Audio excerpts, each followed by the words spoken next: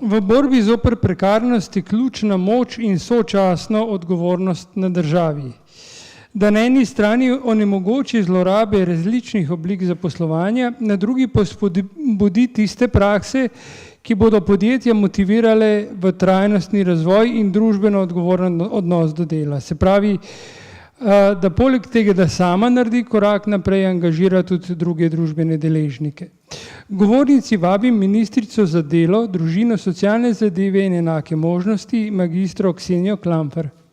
Ugotovljeno je bilo, da se v praksi razrašča prekarno delo zlasti na tistem segmentu trga dela, ki je izključen iz dometa tradicionalne vloge socialnih partnerjev oziroma na segmentu, na katerem zaradi prešibke pogajalske moči sindikatov mehanizmi kolektivnega pogajanja ne segajo in niso učinkoviti in je zato določanje tarif in drugih pogojev dela prepuščeno pogajanjem na individualni ravni, na kateri pa je pogajalska moč močno neuravnotežena.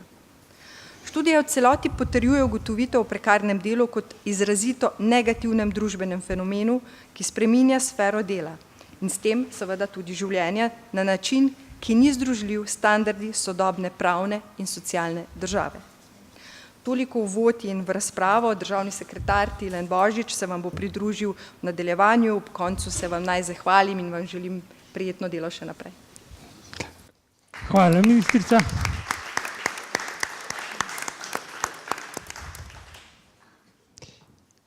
Doktor Jernej Pikalo, minister za izobraževanje, znanost in šport. Prosim vas, da se nam pridružite na govornici. Nedvomno je, da zaradi globalizacije, torej zaradi pospešenih, intenzivnih odnosov med ljudmi, se spreminjajo tudi odnosi v obliki dela. In tisto, kar imamo pri nas, je pravzaprav rezultat nekega globalnih sprememb glede dela. Če pogledamo v zadnjih 100 letih, so se načini in oblike dela izjemno spreminjali. In se bodo še spreminjali, kajti to je preprosto način, kako se tudi kapitalizem oziroma način kapitalistične produkcije spreminja. O tem ni nobenega dvoma. Za mobilnostjo ljudi, zaradi globalizacije, se seveda spreminjajo tudi oblike dela. In prekarnost je eden od teh, recimo temu, stranskih negativnih produktov zgodbe. Zakaj? Zato, ker ne daje nam več tiste sigurnosti, ki smo jo nekoč imeli, ampak vendarle na drugi strani so nekateri tisti, ki zaradi inovativnosti, drugačnih priložnosti, ki jim jih daje globalizacija, pa vendarle želijo to fleksibilnost. Niso samo oni, ki so v to potisnjeni, seveda je velika večina teh, ampak so tudi oni drugi, ki v tem vidijo svojo priložnost. In prekarnost je treba naslavljati iz teh dveh vidikov. Ministrica za pravosodje, gospa Andreja Katič, prosim. Kako posledice prekarnosti vidite znotraj Ministrstva za pravosodje? Na katerih nivojih bi bilo potrebno dopolniti zakonodajo, da bi bolje zajeli tiste prakse, ki zlorabljajo delo in ustvarjajo prekarnost? Smo v obdobju, ko smo žal priča vse bolj nezavidljivo tekmovalnemu trgu dela. In porast prekarnih negotovih oblik dela ne vpliva le na ekonomski status posameznikov, vpliva tudi na splošni položaj posameznika v družbi, na zdravje, na usklajevanje dela in prostega časa oziroma družinskega življenja in na sožitje v družbi kot celoti. In pridružujem se vsem tistim, ki na prekarnost gledajo v tem najširšem smislu, se pravi med prekarnost sama štejem tudi oblike dela, ki ne vključujejo vseh pravic, ki jih imajo zaposleni za nedoločen in poln delovni čas. Opažam pa, da celo redne zaposlitve imajo vse več lastnosti prekarnega dela. Fleksibilnost trga dela je v naš vsakdanjik prinesla nepredvidljiv urnik dela, nepredvidljive prihodke, nestabilnost in po večini tudi preobremenjenost. Zaradi vztrajanja zaposlovalcev pri zmanjševanju sredstev namenjenih plačilu dela, zaradi neaktivnosti oziroma nepravočasne odzivnosti države o pojavu prekarnosti, se položaj delavcem na mnogih mestih radikalno slabša in zato me skrbi, v katero smer se kot družba razvijamo. Zaskrbljujoč je namreč trend, ki ga zaznavamo na ravni varovanja obstoječih človekovih pravic. Predvsem tem pa je dejansko najbolj zaskrbljujoče to, da se spremembe velikokrat dogajajo prikrito, mimo naše zaznave in da se vedno nižjim standardom prilagajamo brez neke kritične refleksije. In to je bilo opazno zlasti v času krize, ampak tudi sedaj, ko obeležimo gospodarsko rast, se vedno znova pravice delavcev zmanjšujejo na račun dobička podjetij. In zato me žalosti, ko vidim, da smo v zaščiti svojih v preteklosti težko priborjenih pravic pripravljeni nameniti tako malo energije. Po eni strani se nam zdi, da so te pravice trdne, nesprejemljive, po drugi strani pa smo se vsi pripravljeni podrediti novim standardom kot nekim samoumevnim. In to brez premisleka, brez razprave, brez odločnega argumenta. In zato je na tem mestu z moje strani vprašanje, ali lahko to obdobje, v katerem se nahajamo, označimo pravzaprav tudi kot neko obdobje zatona zaščite določenih človekovih pravic. O nobeni drugi ideji se ne ve tako splošno kot o svobodi, da je nedoločena, dvoumna in zmožna največjih nesporazumov, ter jim je za voljo tega dejansko podvržena in nobena ni v rabi s tako malo zavesti, je dejal nemški filozof Hegel. In v teoriji smo danes vsi ljudje svobodni z enakimi pravicami in dolžnostmi, žal pa v praksi prihaja do čedalje večjih razlik. In za graditev pravične, enakopravne, vključujoče družbe, socialnega miru, gospodarskega, družbenega razvoja je bistvenega pomena dostojno delo, ki vključuje dostojno plačilo in tudi vse druge delavske pravice. In prepričana sem, da današnja konferenca bo dala odločen del aktivnega iskanja ravnotežja na eni strani med delom in kapitalom. In prav je, da se na prekarnost opozarja, da se odziva na vseh ravneh družbe in države, saj smo lahko uspešni le z skupnim delovanjem. Dokler bomo vsi prepuščeni individualizmu in bo skrb za slabo plačene delavce na nevladnih organizacijah ali le na delavcih samih, tako dolgo bo stabilnost družbe, po mojem mnenju, pa verjamem tudi po vašem, na majevih stebrih. Posledice prekarnosti vplivajo na našo prihodnost, iz zgodovine bi se lahko že marsikaj naučili, pa vendar v določenem trenutku ima prekarnost posledice le za posameznika, za njegovo družino, jasno pa je, kam lahko pripelje to razdvajanje družbe. In država, tudi Slovenija, bo morala zato narediti velik korak naprej. Seveda se strinjam vsem tistim, ki pravijo, da se je potrebno prilagoditi novim razmerjam, ki jih vpeljajo tudi nove tehnologije, bilo bi pa nedopustno, da država pri tem ne bi ohranila socialnih mehanizmov, ki ohranjajo stabilnost in zaščito ljudi, in potrebno je zopet postaviti v ospredje delavca, človeka. Hkrati pa se morajo tudi podjetja, kot je bilo povedano, zavedati, da lahko le zadovoljen delavec, uspešen delavec in da se s tem viša tudi produktivnost samega podjetja.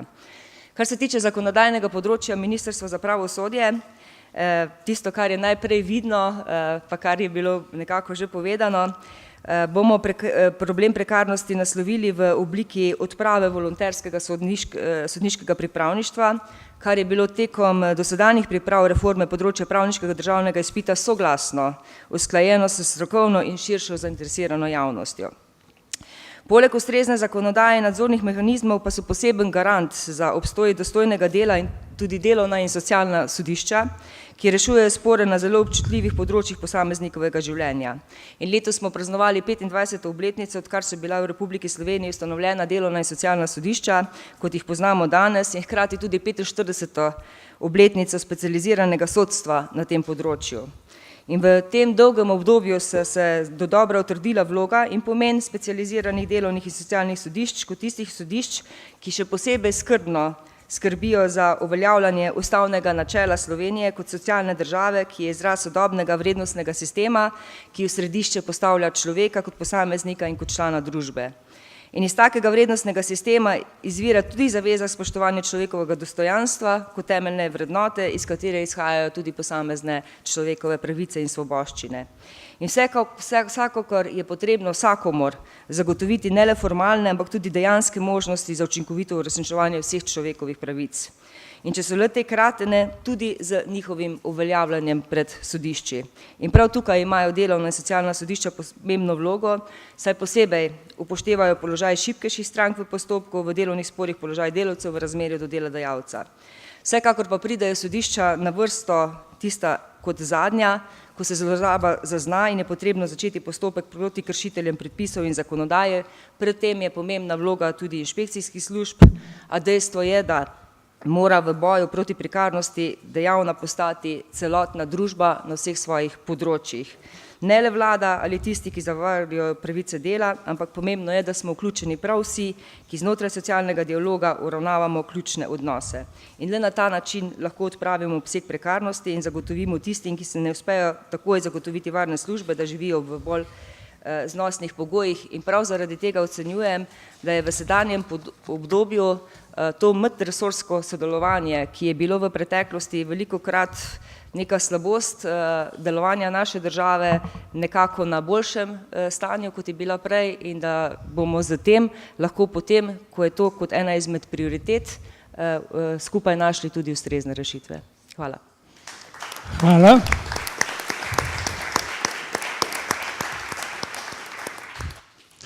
Minister za javno upravo, gospod Rudi Medved, prosim. Stranke, ki sestavljajo vlado, so v koalicijski pogodbi sklenile, da bo država na področju odprave prekarnosti vzor zasebnemu sektorju. Kje znotraj javnega sektorja se prekarnost v danem trenutku kaže kot največji problem? Mi smo imeli v javnem sektorju recimo velik problem, če se spomnite, pred nekaj leti, ki je bil potem tudi s pomočjo sodišča rešen, to je bil RTV Slovenija, kjer je bilo potem v paketu treba zaposliti kar več kot 400 ljudi, ki so bili prej seveda nekako zaposleni z vsemi elementi prekarnosti.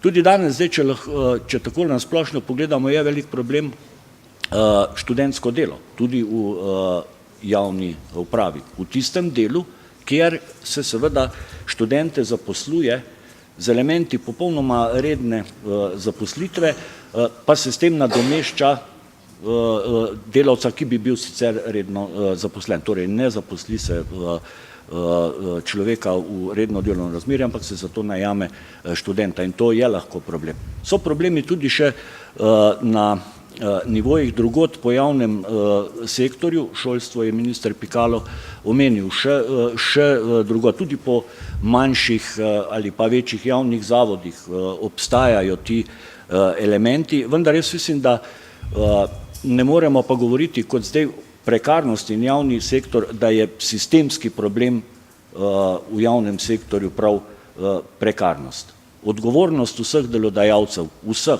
ministrstev in vseh drugih v javnem sektorju je seveda na prvem mestu. In tukaj bi seveda mi veliko stavimo na to delovno skupino. Ta vlada je vendarle začela nekaj konkretnega početi na tem področju. Jaz mislim, da bi ta delovna skupina morala, absolutno morala prinesti tudi na mizo neke rezultate, neke ukrepe, pri čemer pa seveda, ko govorimo o mnogih anomalijah v tej družbi, pa tudi o prekarnosti, seveda vedno pričakujemo kar neke ukrepe, država naj ukrepa. Seveda je v prvi vrsti odgovornost delodajalcev. In jaz mislim, da premalo govorimo o tem, mi premalo pravzaprav trkamo na vest vseh delodajalcev, kaj prekarnost je. In tukaj je bilo prej zelo dobro podkrepljeno, da se redno delo splača. Zdaj, na dolgi rok zanesljivo, delodajalcem se pa očitno splača na krajši rok. Jaz mislim, da je treba v to delovno skupino absolutno, poleg vseh resorjev vlade, ki smo v to vpleteni, in vseh drugih deležnikov, ki se ukvarjate s problemom prekarnosti, absolutno vključiti tudi gospodarsko zbornico, obrtno zbornico in še mnoga druga interesna združenja iz gospodarstva. Saj oni lahko pravzaprav pomagajo, da pridemo do teh tako želenih ukrepov. Katera podjetja po vaši oceni družbeno odgovornost umeščajo najvišje, oziroma kaj je skupnega podjetjem, ki stavijo na trajnostni razvoj? Seveda moramo, in to je bilo zdaj tudi rečeno, spodbujati gospodarstvo, podjetja, korporacije k temu, da je človek v ospredju, da bomo konkurenčnost obdržali in jo povečali samo z odnosom do zaposlenih, ki jim pripada. Kajti največja vrlina in vrednost in prednost nam je pravzaprav točno to, ljudje s svojim znanjem, veščinami, kompetencami. Težko bomo sicer konkurirali, kot sem že prej rekel, ostalim centrom. In zdaj naša naloga na ministrstvu je nedvomno tudi ta, da spodbujamo podjetja k temu, da jih na nek način spodbujamo tudi skozi določene ukrepe, ki jih imamo na razpolago. Neprijetni so tisti seveda, ki se nanašajo na inštitucijski nadzor oziroma nadzor inšpektoratov in tako naprej. To je tisto, kar si pravzaprav ne želimo, radi bi prej se izognili pravzaprav temu, da prihaja do teh deviacij. Tukaj na to vpliva najbolj pomembno tudi, recimo, tuje neposredne investicije. Nekateri tuji investitorji, pa upam se trditi kar v večini, imajo neke druge prakse in mislim, da kar dobro poskrbijo za svoje zaposlene in se lahko tudi slovenska podjetja včasih zgledujejo po tem. Skratka, kar želim tukaj povedati, je, da ta prenos praks seveda iz globalnega trga tudi v Slovenijo je včasih koristen. Zato, da mogoče spodbudi tudi naša podjetja k takšnemu ravnanju. To je dejstvo. Kot je tudi dejstvo, da vajeništvo, ki smo ga uvedli, vsaj pilotno pred nekaj leti, lahko pomembno vpliva k temu, da se vzpostavi vez med delodajalci in bodočimi zaposlenimi in ta osnovna vez potem, sem prepričan, ker je globoka zakoreninjena, traja naprej v karierni, da tako rečem, karieri vsakega zaposlenega. Tako da to so učinki ali pa ukrepi, s katerimi lahko se izognemo tudi prekarnemu delu.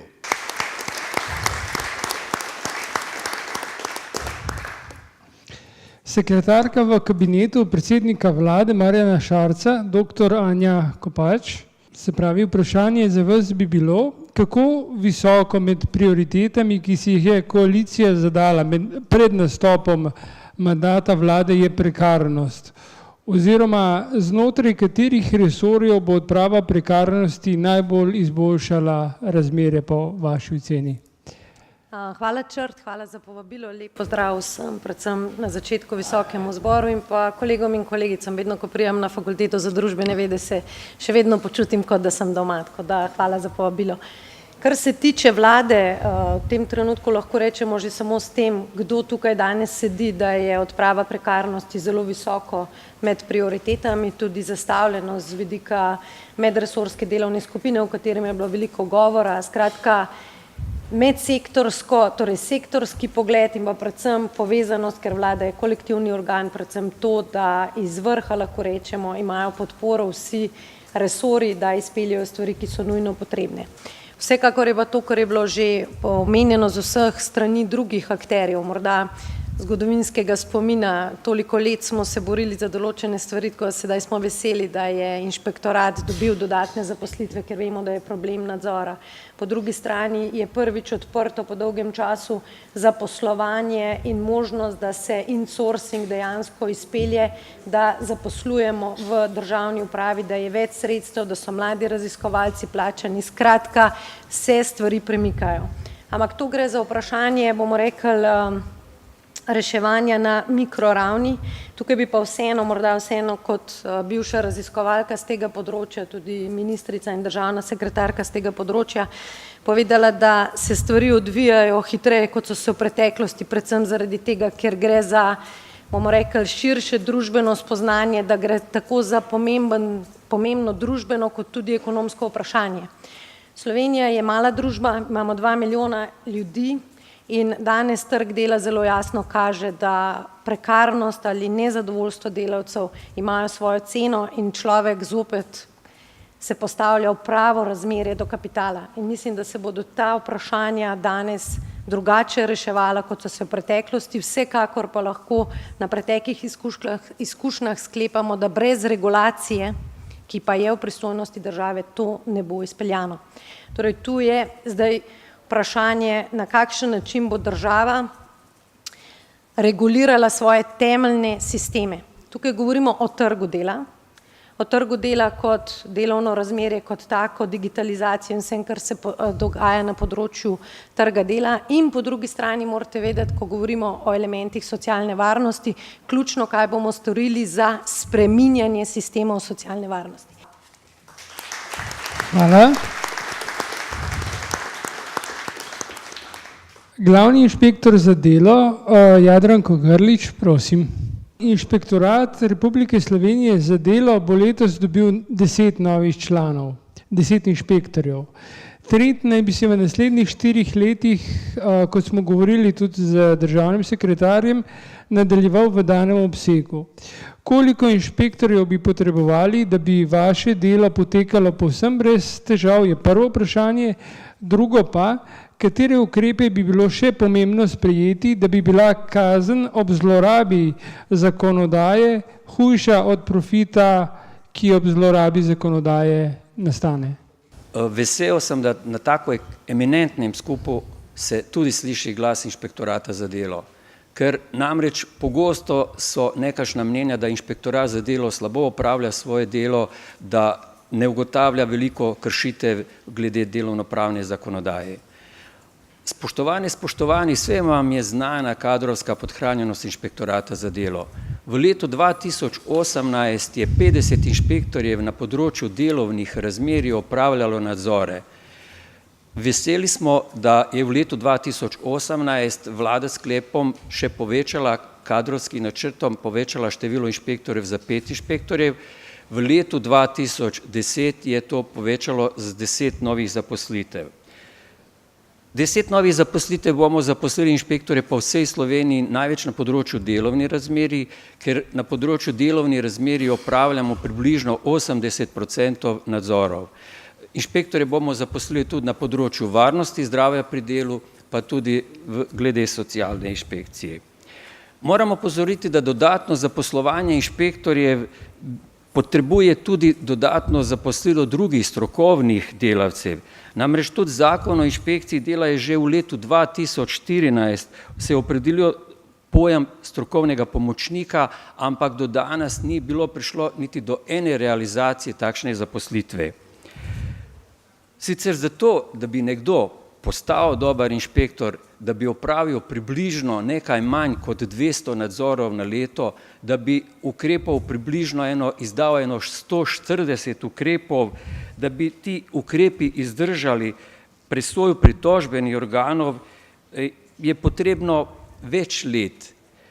Tako da 10 novih inšpektorjev predvidevam, oziroma do zdaj pri zaposlitvi ugotavljamo, da inšpektori, novi zaposleni delavci nimajo vse pogoje, da bi takoj začeli opravljati delo inšpektorja. Največ je potrebno, da opravijo strokovni izpit. Še nekaj bi omenil. Pri zaposlovanju inšpektorjev bi mogoče omenil še na odvrednotenje dela inšpektorjev. Začetni plačilni razred inšpektorja z najmanj 5 let delovnih izkušenj je 37. oziroma koncem leta po letošnjih pogajanjih sindikatov z vlado 38. plačilni razred. Na vprašanje, koliko inšpektorjev bi potrebovali, da bi delo potekalo povsem brez težav, lahko odgovorim s podatkom, da vsi inšpektori skupaj, ko opravimo 15.000 nadzorov, izrečemo približno še dvakrat 25.000 ukrepov. Ob tem moram opozoriti, da v svojih letnih poročili že nekaj let opozarjamo, da so naši nadzori vse bolj zahtevni, da zahtevajo vse več časa, vse pogosteje se vanje vključijo odvetniki, delodajalci, ne vsi, ampak tisti, ki so najbolj problematični, ki nam niso na primer dosegljivi. Število poslovnih subjektov v Sloveniji narašča vsako leto. Na koncu leta 2018 je bilo vpisanih po podatkih AJPES-a 215.354 poslovnih subjektov. Na koncu meseca marca v letu 2019 se je povečalo število poslovnih subjektov za 2000. Zato zagotavljanje spoštovanja pravic delavcev ne more samo izhajati zgolj iz nadzora. Tudi podvojeno število inšpektorjev vse zlorab ne bi moglo odpraviti ali zajeziti. Pomembno je tudi čim tesnejše sodelovanje različnih nadzornih organov, ki smo ga po moji oceni z večjimi nadzornimi organi okrepili v zadnjem letu. Zakonodaja mora čim večji meri onemogočati zlorabe oziroma mora biti takšna, da se zlorabe ne bodo izplačale. Na primer, glede obremenitve različnih oblikov, ustvarjati moramo tudi kulturo spoštovanja pravic delavcev in delodajalcev, da je delavec, v katerega delodajalec vlaga, dober delavec, da drugi poslovni subjekti ne bodo poslovali s kršitelji. V tej smeri je v novem zakonu o javnem naročanju določbe so, po kateri morajo naročniki izločiti iz postopka prijavitelje delodajalce, ki kršijo delovnopravno zakonodajo. Tudi prepoved zaposlovanja tujcev za delodajalce, ki jim inšpektorat za delo za posamezne kršitve določene v zakonu o zaposlovanju in samozaposlovanju delu tujcev izreče globo, so še posebno v tem obdobju pomemben dejavnik pri tem, da bi delodajalci manj kršili pravice delavcev. Tudi v zakonu o gospodarskih družbah so bili na podlagi naših prizadevanj vnesene nekatere varovalke pri ustanavljanju podjetij. Te so sicer prinesle rezultate, žal pa inovativnost nepoštenih delodajalcev pri nas praktično je brezmejna. Običajno ugotovimo, da imajo za posamezne spremembe pripravljene rešitve že preden spremembe dejansko stopijo v veljavo oziroma se začnejo uporabljati. Poleg tega imajo mnogi delodajalci še iz preteklosti odprtih več podjetij in če jim en podjetje zaprejo oziroma če ne morejo opravljati delo, enostavno zaposlijo delavce v drugo podjetje. Inšpektorat za delo redno predlaga spremembe zakonodaje, kjer ugotavljamo pomanjkljivosti, ki jih je bilo mogoče z nekaterimi spremembami odpraviti, in v vsakem našem letnem poročilu je eno poglavje z naslovom Predloge za spremembo zakonodaje.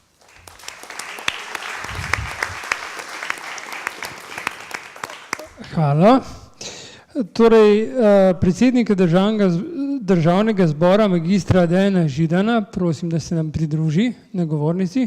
Kot zadnjega smo vas na odr povabili, ker predsedujete inštituciji, ki je za delovanje predstavniške demokracije ključna. Zanima me dvoje. Kakšen učinek ima na podporo demokratičnim načinom odločanja razvoj prekarnosti in kje prekarnost najhuje prizadene mehanizme socialne države? Spoštovani predsedujoči, spoštovane gospe, spoštovani gospodje, hvala za povabilo. Ko opazujemo dva področja, ki jih mi razumemo seveda kot neke vrste človekovo pravico, to je zdravstvo, šolstvo in potem tudi pokojninsko blagajno, z prekarnostjo obe največji blagajni delno razgrajujemo.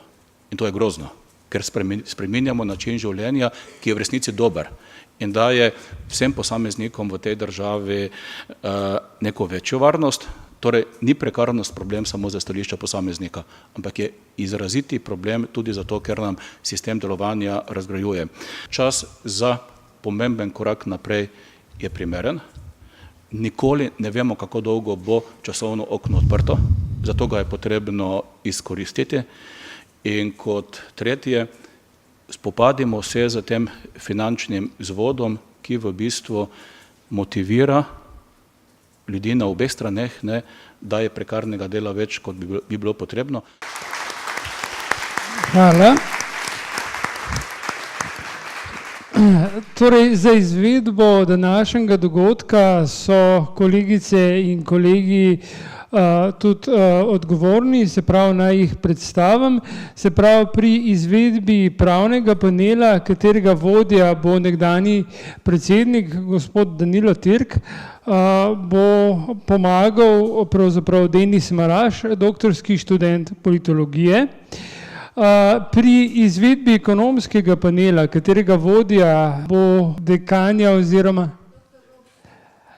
doktor Spruk, bo pomagala kolegica Ana Jagodic, študentka doktorskega študija sociologije. Pri izvedbi interdisciplinarnega panela, katerega vodja je profesorica Aleksandra Kanjov-Marčela, bo pomagala Teja Teodora Ristovska, študentka doktorskega študija obramboslovja. Pomagali pa nam boste tudi kolegica Maruša Nardoni, ki je tudi kolegica na doktorskem študiju, in Nina Zadnik, ki je iz ekonomske fakultete magistrska študentka, ki se prekarnosti posveča kot temi.